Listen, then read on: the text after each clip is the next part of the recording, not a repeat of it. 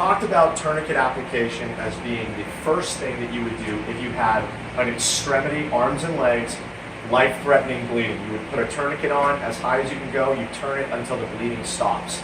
But if we have a life-threatening bleed from what we call a junctional area, that would be the neck, the armpits, or the groin. We can't put a tourniquet on those areas. So the way that we manage that is with what we call wound packing.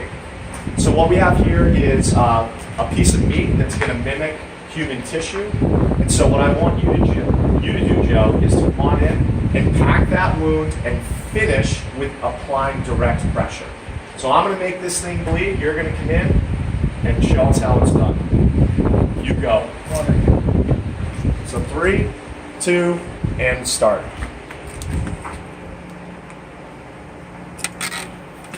Okay, so this thing is starting to bleed now. So what Joe's doing is he's packing that wound as the bleeding continues. He has to put pressure with his fingers and continuously feed this gauze in. So that didn't work, so you need more gauze, Joe, to get that other roll.